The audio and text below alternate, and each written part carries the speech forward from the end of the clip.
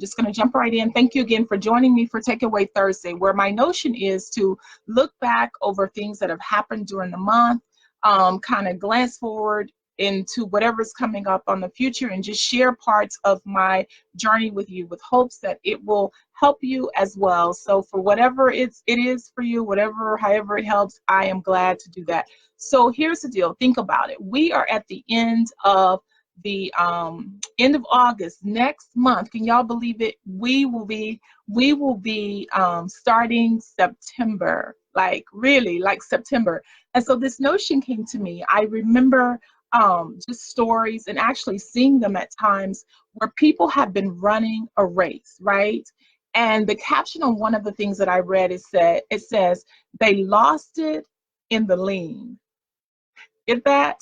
They lost it in the lean. Hey, Courtney, my cousin, they lost it in the lean. And it's this notion that people can run this race, right? And right there at the end, right there before the finish line, whether they become too comfortable, whether they are too tired, whether they run out of breath, whether they have almost given up, it is right there where the person who from behind can just lean forward, right? Can just lean forward and they can win the race. And the person who had done all of this, exerted all of this energy, all of this effort, all of this time, literally can lose the race right there because of the lean, right?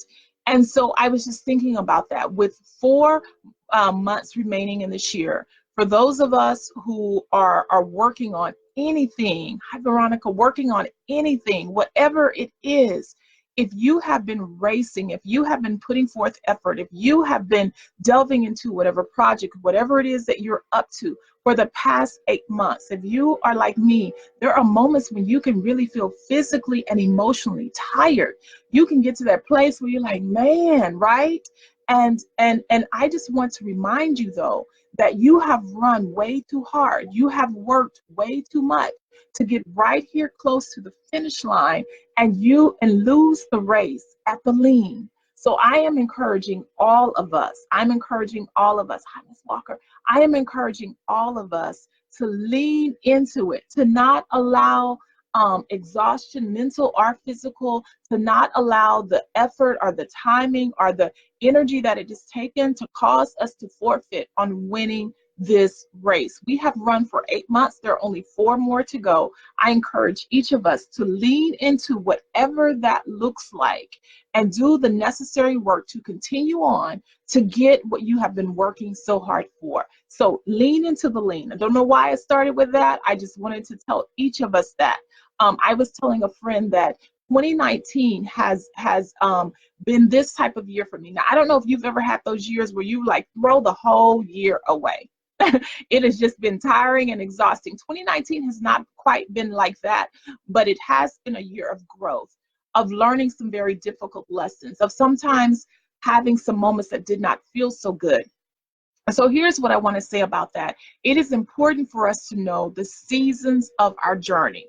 For example, if a woman is pregnant and she knows that she's expecting a child, when she begins to have cramps or whatever that looks like, the woman doesn't automatically panic and say, you know what, I need to go to the doctor. I need to go to the doctor because I have this cramp, or I have this pain in my side, or whatever that is, and I think I need some medicine. I think I'm really, really sick. I may have the flu, pneumonia, something like that. The woman doesn't say that because the woman understands what season she's in. She knows that she's packing. She knows that she's pregnant. And so I'm just saying that to each of us, that it becomes important to know the seasons that we're in. If we're in a growth, learning, expanding type of season in our lives, then we should not become panicky or alarmed when sometimes our company has to shift, when sometimes the people that we associated with has to shift, when sometimes our social life has to shift and we don't get to play as much as we used to. We're too busy grinding. We're too focused. You understand that nothing is wrong with this because that is the season that I am in. That is the season that I am in my life to make my next occur. Sometimes we have to understand, like, if I'm physically or mentally not well, it's my season to rest. It's okay that I say no to some some engagements, that I'm not always going and always in something, because this is my season to rest. So I'm encouraging each of us to really take a reflective moment before we rush into the last 4 months of this year and really figure out, what's my season? Am I on the verge of a breakthrough in an area? So right now it is really my season to save, or it's really my season to work hard, or it's really my season to say no to some things. Am I in a season of rest where I'm not supposed to be engaged in a lot of this and that? I'm supposed to be quiet and pulling myself away and allowing downloads and refreshing to come to my mind. Understanding seasons. I think that's critical during this time. We literally have about 4 months left in this 2019 year. And I quickly looked up like the number 9 and a little bit of numerology, which is simply the study of numbers. I'm not trying to get into a lot of extra stuff, just understanding that symbolically it is often associated with birth. It's often associated with pushing something out. And so we may understand that perhaps that's the season that we're in. We're in a place of trying to push something different out. We're in a place of trying to do something new with our lives. And so if that is our season, we have to be comfortable with that. So that's 2 quick nuggets that I wanted to just share off the top of my head. Well, really off the top of my notes. Lean into it. Don't allow this race to cause us to miss out on what we have destined for our lives. Don't allow these final laps, these last months, to wear us out. Lean into it. Don't lose your race. Win. Do whatever is necessary. And number 2, understand your season. Understand what season you're in and be comfortable with that. Last time on Takeaway Thursday, I shared a bit about how I am now trying to structure my life a bit, because I can be all over the place with a whole lot of visions, ideas, dreams, if you're anything like that. And I talked a little bit about chunking. And chunking is a way of managing your time in which you kind of just determine, okay, right now for the next 30 minutes, I'm just responding to all texts. I do that again because I have a tendency to follow whatever activity into other things. For example, if you email me and you ask me a question about some new program, then I got to go look up the program, right? And then while I'm over there looking up the program, then I got to read about the program, and then that program may lead, and I know the way that my mind thinks. So I had to begin to figure out ways that would help me to maximize my time. So if you're anything like that, this again may be helpful for you, and then I'm going to layer it. So I practice chunking, and chunking just simply looks like taking chunks of time and dedicating it to one activity. So you may determine, right now, I'm going to take an hour. I'm going to respond to all emails. And if those emails require that I go additional places, I'll chunk those and do those at a different time.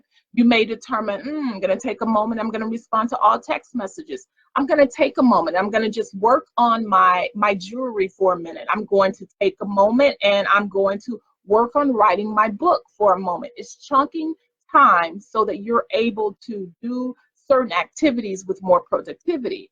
What I've also added to that chunking, though, is a run of show. A dear friend of mine said to me, you write run of shows for each event. You have a clear sense of like what needs to start at 9 o'clock and then what's going to happen at 9:30 and what's going to happen at 10 o'clock.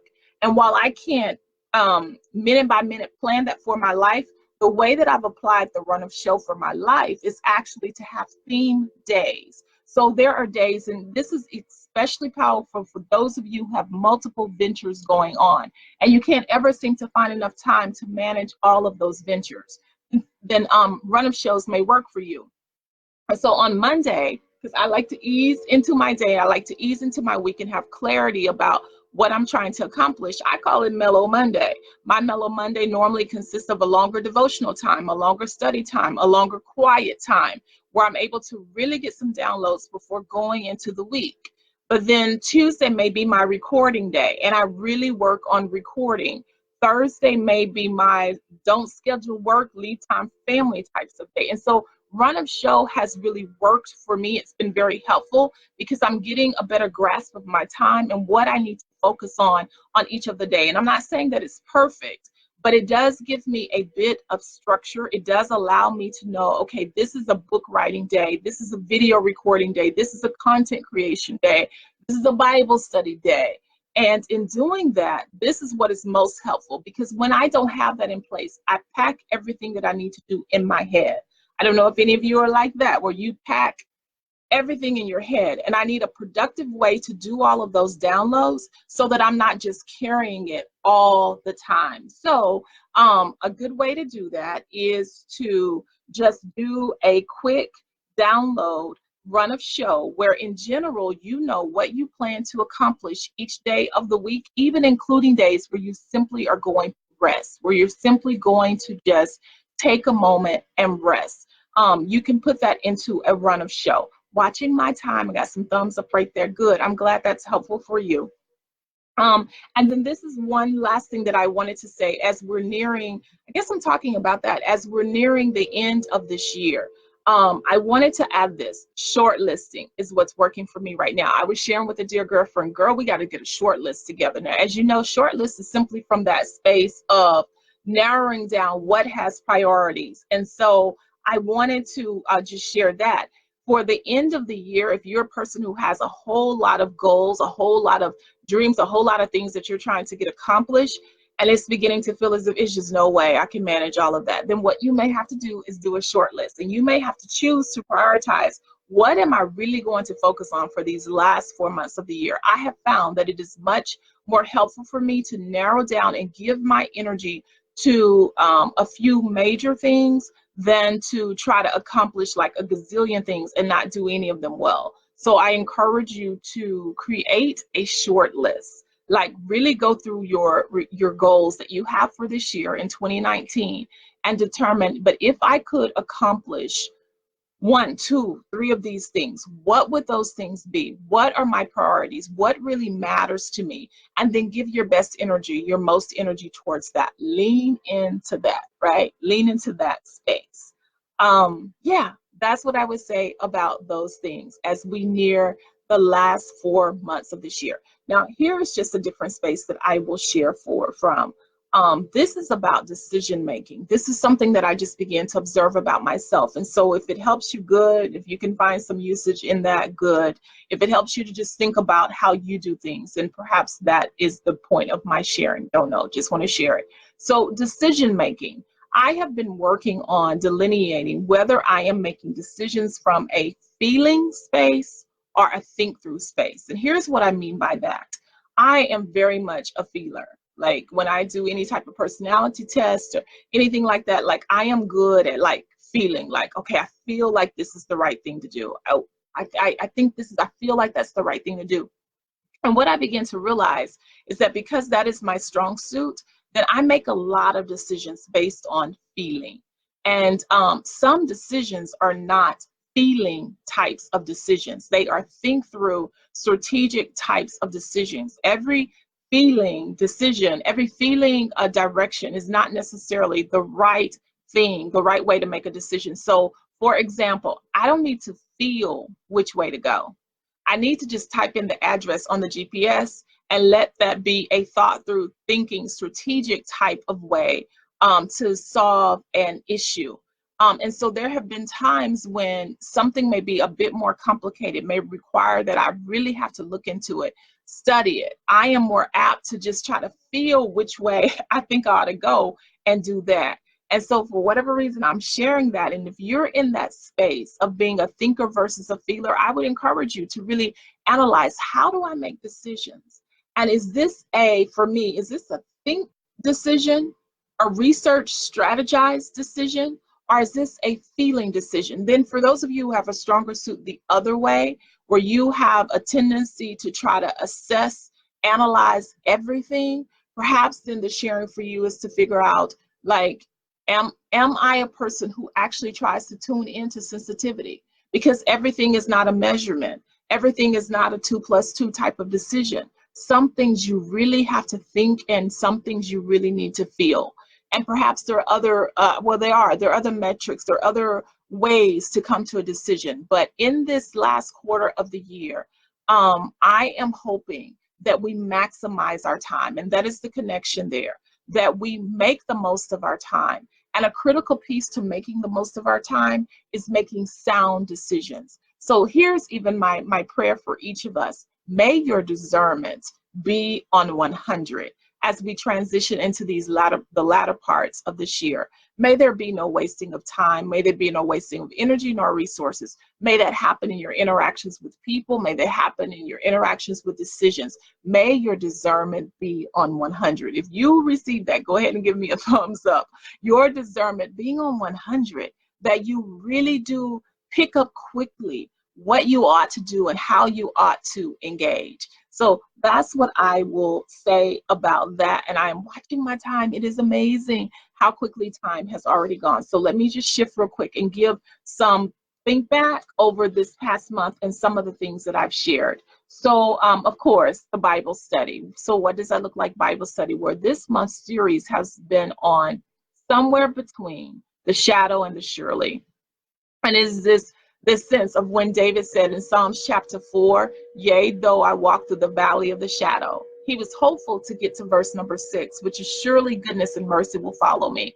And there's a space sometimes on our journey between that shadow and that surely, where you're not so much at the breakdown point anymore, but you definitely have not arrived to the victory. And how do you navigate that?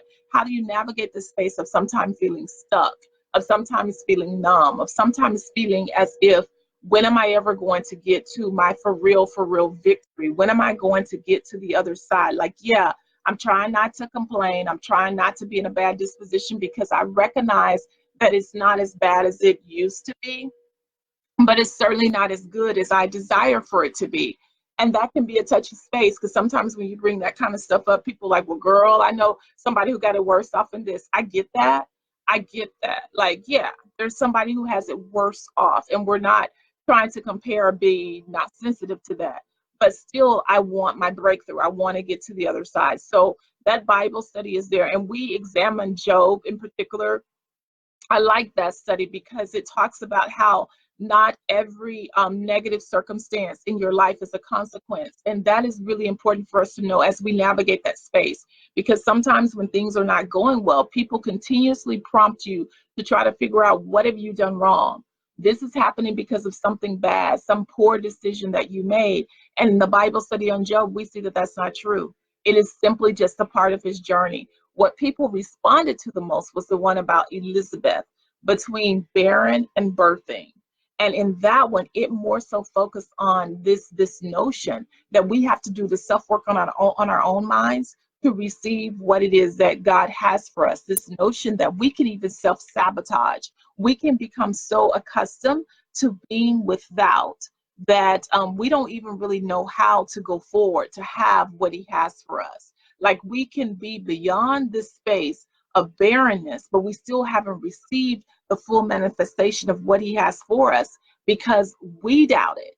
So the one that people talked the most or responded the most to was that one on Elizabeth, between barren and birthing, and where the real work of getting from the shadow to the surely was about Elizabeth working on herself. And so I encourage each of us, because we all have this space where we have to believe the promises and the dreams that are on our own lives. So again, as I've said before, if you want to get more depth about those Bible studies, they are available on the YouTube channel at www.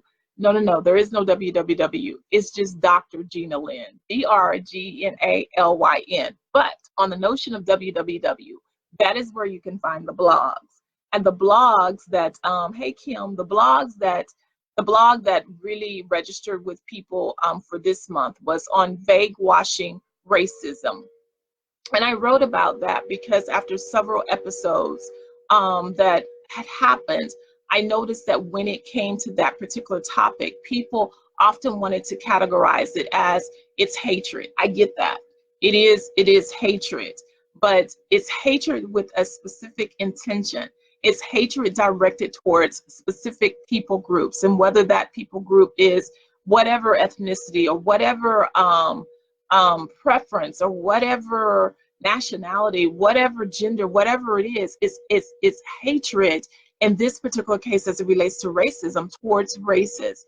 And it for me, it's this cautionary tale to be willing to call a thing what a thing is, because unless we're willing to pinpoint it, then we're not willing to work on it. And it's something that has to be worked on. And it caused me to even examine myself and to say the very things that I don't like, that I don't see. Help me not to become stereotypical about other people. Help me not to take this same way of categorizing a whole people group and acting as if everybody in that people group acts or responds a certain way. And so vague washing racism was this notion of saying, let's call racism racism.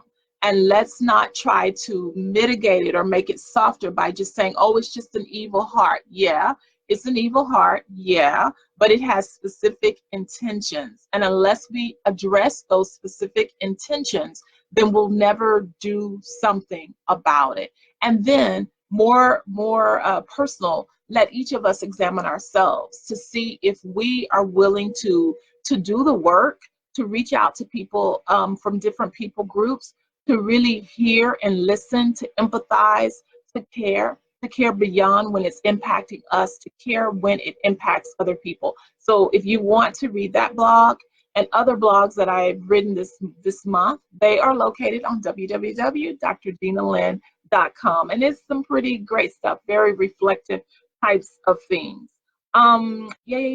So because my time is winding up, it just kind of moves quickly here. Maybe it moves quickly to me, but I wanted to just share some things that I have coming out for September. So, of course, new Bible study. I've had some apprehensions about it, but I'm going to proceed. Had apprehensions because it can be a touchy subject, but for the month of September, I am going to be doing the Bible study on bloody bloodlines. Bloody bloodlines, family or foe. And it's really looking into that ancient old book, the Bible, looking into there to see what does God say about difficult family relationships. Like we can all want to project this happy type of family dynamics. And oftentimes that's true. But what about the other part? Like, y'all, for real, Cain murdered Abel. That was his brother. He murdered Abel. And my notion about that is, yes, that type of rivalry, this sense of you, like, for real, murdered him. He's in the ground. The Bible says his blood is crying out from the ground. Who's talking about that? When you're trying to navigate faux relationships, FOE, from family, how do you really do that? So for the month of September, we will look into the ancient old book, that good old Bible, and we will examine bloody bloodlines. This I know, that while Cain murdered Abel physically murdered him, some of us may not experience being physically murdered by a family member, but they can murder our hope, murder our dreams, murder our self-esteem, murder our reputations, murder our sense of our ability to fit in. Like, those things are real. They happen in family lines. We want to talk about it and get some resolution to that from God's word. Another thing that I'm posting beginning in September is Tidbit Tuesdays. The first one is already ready and will be uploaded soon. And it is from a text that one of my mentor sisters sent to me, where she said, choose not to be offended. Where y'all do that at? What does that look like when it's a for real offense, when what has happened has really offended me? How do I choose not to be offended? And we've all heard that whole turn the other cheek stuff, and forgiveness is not for them, it's for you. But what does that actually look like? How do we do that when the thing that has happened deeply hurts us? So be on the lookout for that posting, because we'll have that as well. So September, Bloody Bloodlines, Tidbit Tuesday, with the first one being choose not to be offended. What does it actually look like? So, like, what does it actually look like? So I am looking forward to that. As always, I welcome you to subscribe to our website, because when these new things come up, you will be the first to know. You'll be the first to know what's happening. So I've just kind of run through some things as we are preparing to go into the last 4 months of this year. Again, I hope that you have found something about that helpful. We talked a bit about leaning into it right here at the end, y'all. not giving up, holding on, not losing the race because we lost it at the lean, but actually leaning into it. And regardless of being tired, regardless of feeling as if we've gone a long time, lean into it and finish well. Number two, we've talked about chunking and run of shows. Chunking was the blocking of time. Run of show is giving more things perhaps to your days so that you can figure out on which days am I going to focus on certain things so that we can get all of that stuff out of our heads and become more productive. Number three, I talked about shortlisting. I see my girlfriend Kim is on here. She and I were talking about that as we near this end of the year, not beating ourselves up with trying to complete another 15, 13 different things, but shortlisting our priorities and our goals, figuring out of all things that I want to do, what do I want to do the most, and give our energy to that so that we can end well. And then decision making. I told you that I'm a filler and I end up making a lot of decisions from my feeling space. And oftentimes that's not good. And something as simple as traveling, I don't need to feel the directions. I need to just put in the GPS and do the work to get the direction. So kind of sorting through that. How do you make your decisions, and are you making them from the correct space? I also said discernment, that I am praying that each of us walk in 100% discernment in these last 4 months of the year so that we're not wasting our time and our energy on meaningless things, that we just really redeem our time. I see my connection is kind of getting slow, but that's okay because I'm wrapping up anyway. Inviting you again to go to the YouTube channel. I'm asking that you subscribe. The link is right here. You just hit that little link right there. It will allow you to subscribe. It helps me to continue to go forward and to reach my goals. But on that channel, there are definitely Bible studies that will bless your life. A lot of people love the series on getting paid to do what I'm made to do. All of that is there and for you. The blogs are located at www.drginalyn.com. That link is there for you as well. And then I invite you to be on the lookout for our upcoming postings, which will be the new Bible study, Bloody Bloodlines, and then also Tidbit Tuesday, with the first one being on how do we not be offended? How do we really not walk in offense? So that's about all of the time that I have. I want to make sure that I honor the time, that I honor the greatness in you. And the way that I do that is to honor the time. So thank you all for joining in. Thank you for just getting some type of nugget, and hopefully it empowers your life. I honor the greatness that's in you. Take care. Bye now.